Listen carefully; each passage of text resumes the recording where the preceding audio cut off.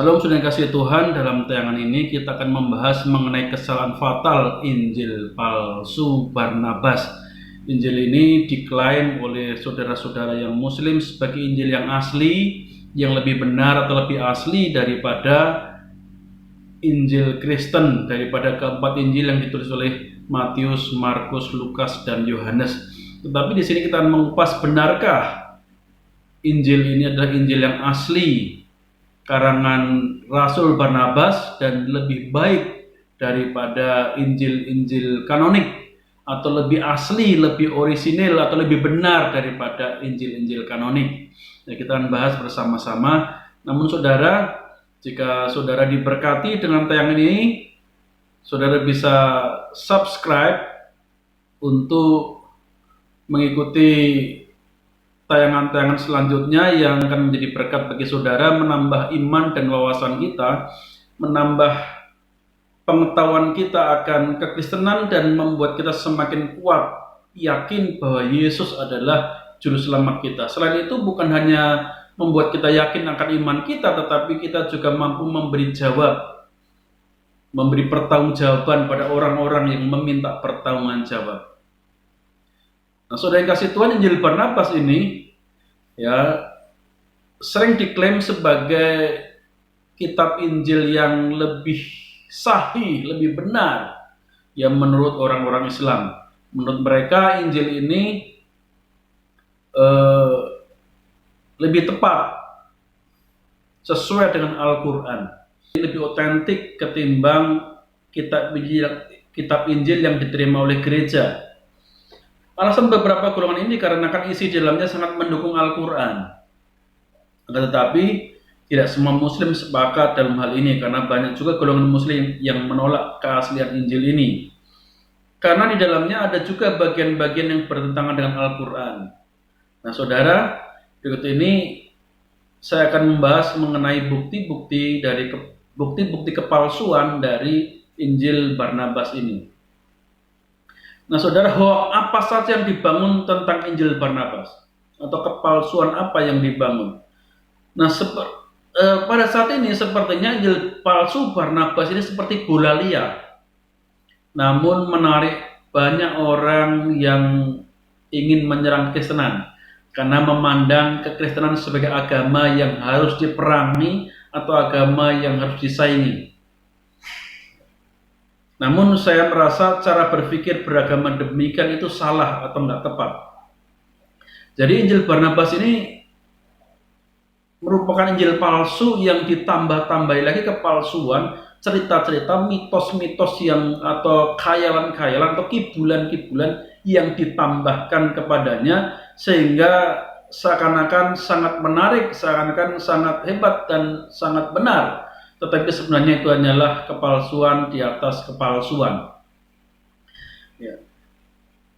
Ditambahkan hoax di atas hoax kepada Injil ini, sehingga iman yang dihasilkan juga iman yang hoax pula. Saya yakin saudara, kalau seseorang yang mau membangun iman umatnya di atas hoax, di atas kepalsuan atau kebohongan, maka iman yang dihasilkannya pun juga iman yang hoax, iman yang palsu juga.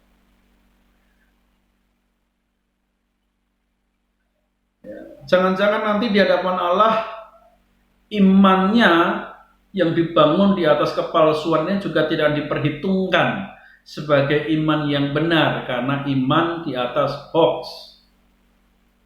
Kita dalam kekristenan tidak diizinkan untuk berbohong demi agama.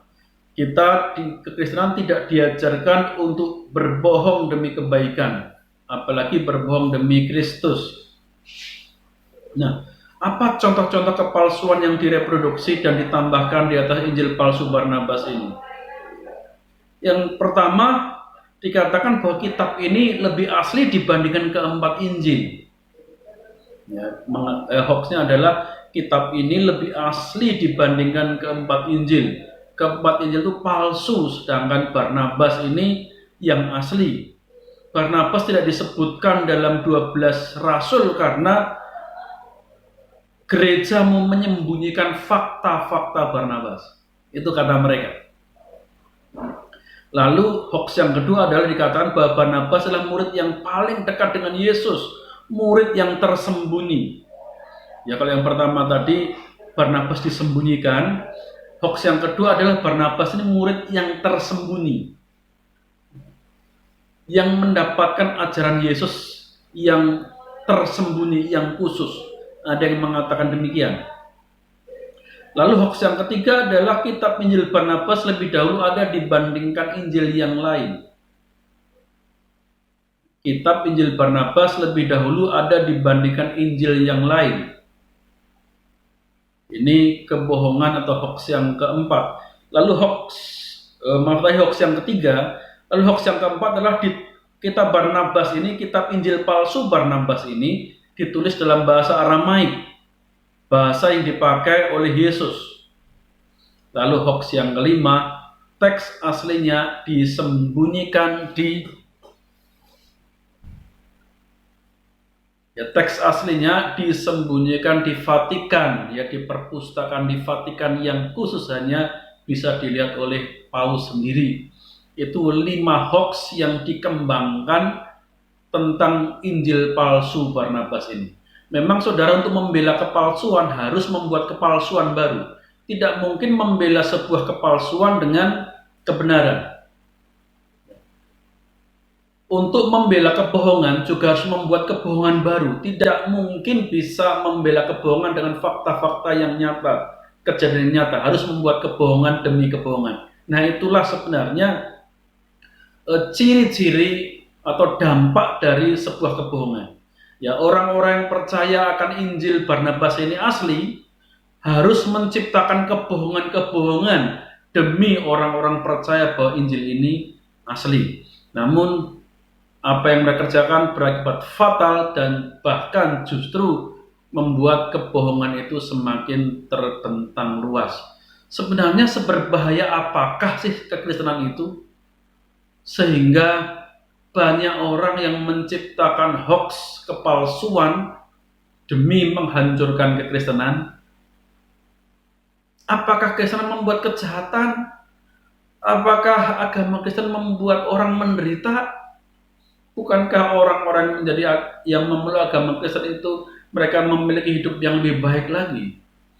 Hidup yang lebih suci, kudus, dan berkenan. Ya, hidup yang bisa berdampak bagi sesama. Tapi kenapa ingin dihancurkan? Tentu saja yang menghancurkannya adalah iblis. Lalu orang-orang yang berupaya untuk menghancurkannya adalah alat iblis. Ini harus kita sadari. Namun kita percaya bahwa kuasa Tuhan sanggup membela kekristenan. Bukan kita yang membela kekristenan, bukan kita yang membela Tuhan, tetapi Tuhanlah yang membela kita. Nah, faktanya adalah Injil palsu Barnabas ini baru dikenal pada abad yang ke-18. Tadi kalau kepalsuan yang pertama mengatakan bahwa Injil ini lebih asli dibandingkan keempat Injil yang kanonik. Tapi faktanya Injil Barnabas ini baru dikenal pada abad 18. Diperkenalkan oleh seorang yang bernama Mustafa Al-Arandi di Wina. Dan setelah diteliti, tinta dan kertas yang dipakai adalah sekitar abad 15 atau 16. Jadi tidak ada teks kuno di bawah abad 18. Tapi tinta yang digunakan adalah tinta kertas dan tinta yang digunakan adalah tinta kurang lebih abad 15 dan 16. Tentu saja teks di bawah itu pasti nggak ada. Nah, bahasa kitab Barnabas adalah bahasa Spanyol, bukan bahasa Aramaik seperti yang digembar-gemborkan. Yang ditemukan adalah bahasa Spanyol. Ada kemungkinan juga Injil Barnabas dalam bahasa Italia, karena diklaim bahwa bahasa Spanyol itu sudah diterjemahkan dari bahasa Italia, mengatakan aslinya dari bahasa Italia. Awalnya jadi begini saudara, awalnya Injil Barnabas itu dirumorkan atau disebut oleh Mustafa Al-Arandi ini dalam bahasa Italia, kemudian diterjemahkan dalam bahasa Spanyol. Itu awalnya. Tetapi kini dirumorkan bahwa Injil Barnabas ini ditulis dalam bahasa Aramaik atau Syria. Karena bahasa Aramaik atau Syria itu dipercaya bahwa bahasa itulah yang dipakai oleh Tuhan Yesus. Maka dibuat hoax, pemalsuan, ya, dibuat kabar berita yang palsu bahwa Injil Barnabas ini berasal dari bahasa Aramaik atau Syria. Lalu yang ketiga, fakta yang ketiga adalah sarjana atau penafsir Muslim awal tidak pernah mengenal Injil Barnabas. Mereka tidak pernah menyebutkan Injil Barnabas dan tidak pernah mengutip kata-kata yang ada dalam Injil Barnabas. Tidak ada satupun kutipan yang mereka pakai, tetapi mereka malah mengutip keempat Injil. Mereka juga mengutip Injil-Injil palsu yang lain yang tidak kanonik dikutip oleh para penafsir kitab penafsir Muslim yang awal. Mereka banyak mengutip ya, kitab-kitab palsu yang sudah ada pada waktu itu dan juga mengutip Alkitab yang sudah kanonik sekarang ini. Tetapi tidak satupun mereka yang mengutip Injil Barnabas. Contohnya At-Tabari, ya, penafsir yang sangat terkenal, yang sangat berotoritas, dan Ibnu Katsir. Ya, kedua penafsir ini dianggap tafsirannya adalah tafsiran yang berotoritas dan digunakan untuk menafsir Al-Quran. Ya.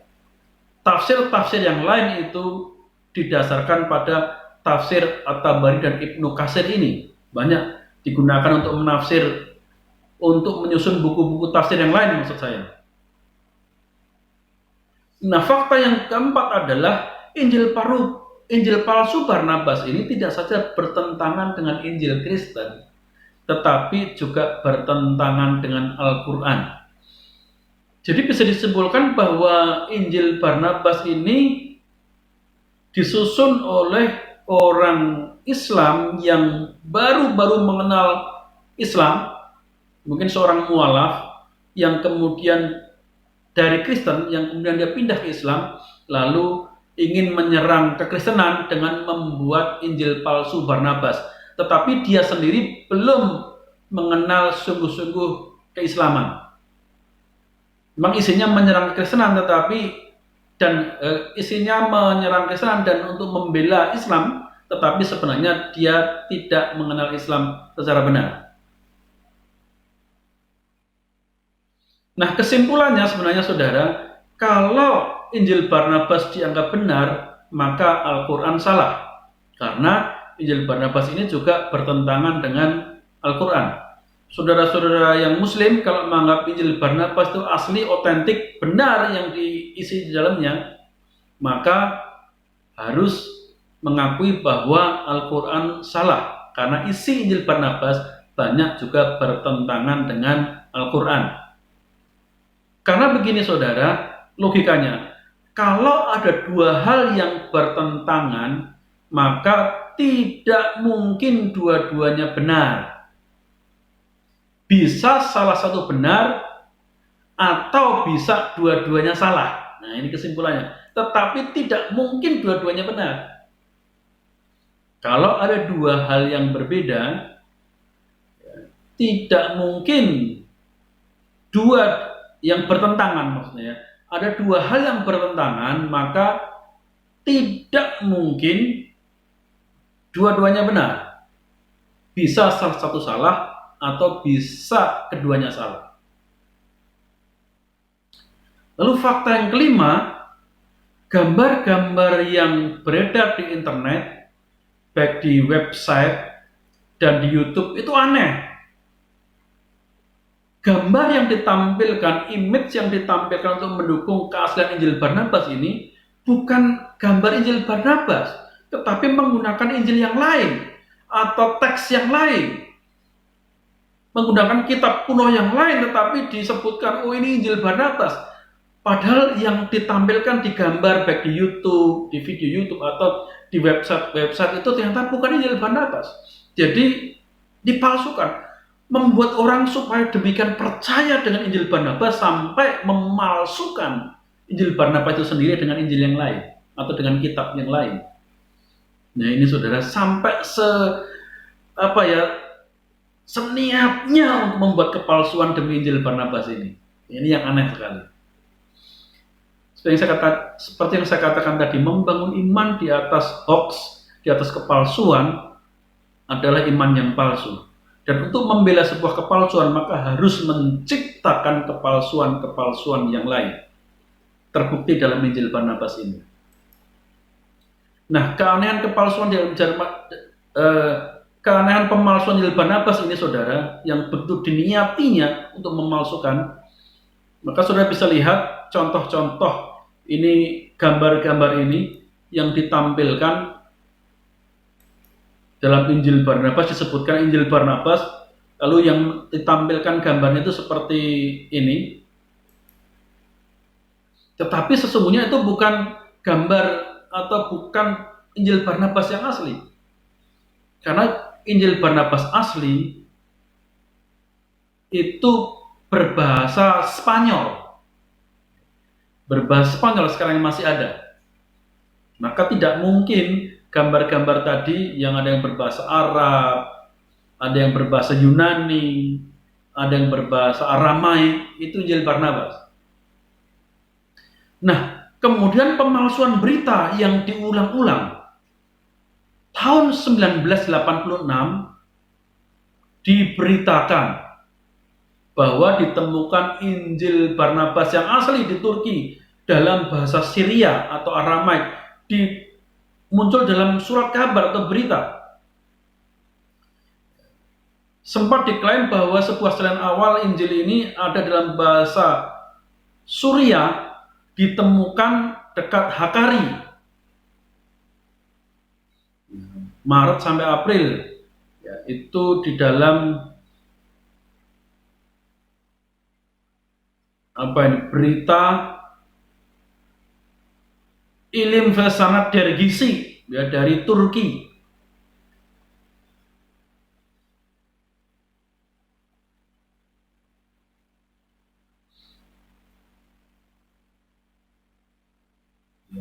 Lalu dalam berita Arabia, Koran Arabia tahun 1985, disebutkan Injil Barnabas ditemukan, Injil asli Barnabas ditemukan. Ya. Harian Mineret juga menyebutkan original Bible Barnabas found in Turkey. Jadi Injil asli Barnabas ditemukan di Turki. Itu bulan April tahun 1985.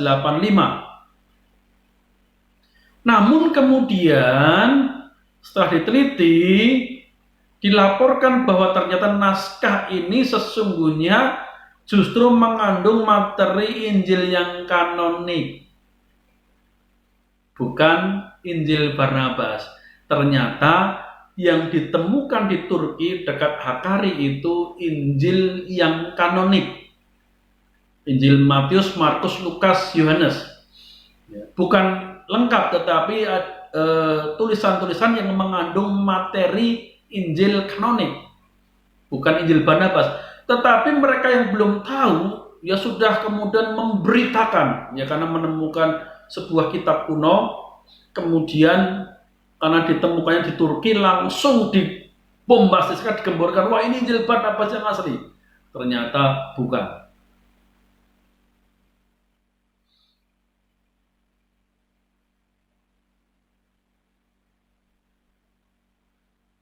Nah, pemalsuan berita ini anehnya diulang lagi. Pemalsuan berita tentang Injil Barnabas ini anehnya diulang lagi.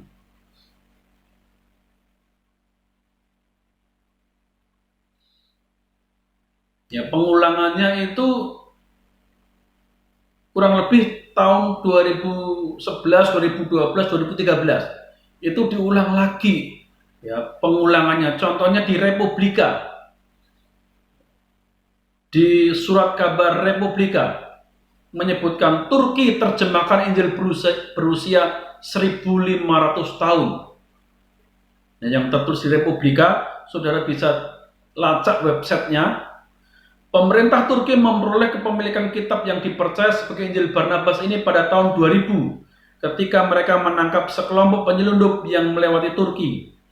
Saat itu aparat keamanan Turki menyita berbagai barang dari penyelundup tersebut, antara lain Alkitab, barang-barang antik, hasil penggalian ilegal, dan bahan peledak.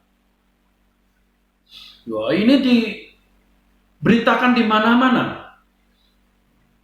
Tidak hanya Republika saja, kemudian majalah-majalah berita di Indonesia juga ikut mereproduksi berita palsu ini. Padahal Profesor Omer Faruk Harman, itu seorang profesor di Departemen History of Religion at Marmara University Faculty of Theology di Turki. Ya, dia juga bagian dari Turkey Religious Foundation of the Center for Islamic Studies di Turki. Kepada Tudil Zaman, dia mengatakan umat muslim mungkin kecewa bahwa salinan Injil Barnabas tidak berisi kisah yang dipercaya umat muslim. Bahkan kitab ini tidak ada kaitannya dengan isi Injil Barnabas. Jadi Profesor Omer Faruk Harman itu menyebutkan bahwa yang diyakini orang, seperti yang disebutkan Republika tadi, bahwa itu Injil Barnabas yang berusia 1500 tahun yang asli ditemukan, membawa suatu gairahan di kalangan umat muslim. Tetapi justru Profesor Omer Faruk Harman dari Islamic Center di Turki mengatakan umat muslim mungkin kecewa bahwa salinan Injil Barnabas tidak berisi kisah yang dipercaya umat muslim. Bahkan kitab ini tidak ada kaitannya dengan isi Injil Barnabas. Jadi pemalsuan ini diulang-ulang, begitu niatnya ya memalsukannya. Ya, pada bagian kedua nanti saya akan membahas mengenai bukti-bukti kepalsuan Injil Barnabas. Pada bagian satu ini saya hanya menyampaikan bagian-bagian bukti-bukti pemalsuannya. Upaya-upaya pemalsuan yang terus dilakukan, mereproduksi pemalsuan demi meyakinkan orang bahwa Injil Barnabas ini asli. Kiranya Tuhan memberkati dan nantikan sesi yang selanjutnya.